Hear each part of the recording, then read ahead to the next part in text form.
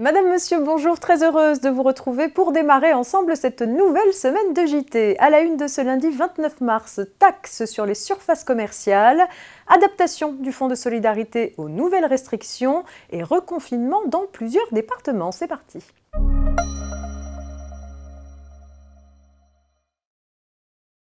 La taxe sur les surfaces commerciales est due par les commerces de détail affichant un chiffre d'affaires annuel au moins égal à 460 000 € et dont la surface de vente est supérieure à 400 mètres carrés. La surface de vente à prendre en compte, qui sert à apprécier le seuil de 400 mètres carrés et constitue l'assiette de la taxe, fait l'objet de fréquents litiges avec l'administration fiscale, notamment dans le secteur de la distribution automobile. Une nouvelle décision vient d'être rendue par le Conseil d'État sur le fait de savoir si la surface de l'espace de livraison doit être ou non incluse dans la surface de vente de l'établissement.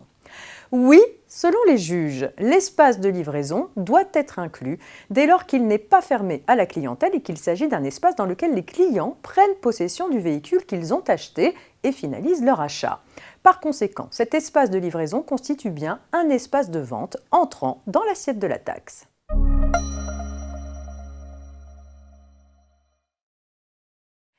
Alors que de nouvelles mesures de restriction ont été instaurées dans plusieurs départements, contraignant une fois encore de nombreux commerces à fermer leurs portes au public, le ministre de l'Économie annonce que le Fonds de solidarité sera renforcé pour leur venir en aide.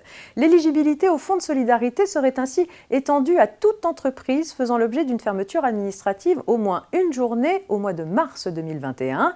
Les entreprises concernées pourraient bénéficier d'une aide de 1 500 € dès 20% de perte de chiffre d'affaires. À partir de 50% de perte de chiffre d'affaires, elles auraient droit à une aide renforcée venant compenser cette perte jusqu'à 10 000 € ou égale à 20% de leur chiffre d'affaires mensuel moyen sur 2019, dans la limite de 200 000 €.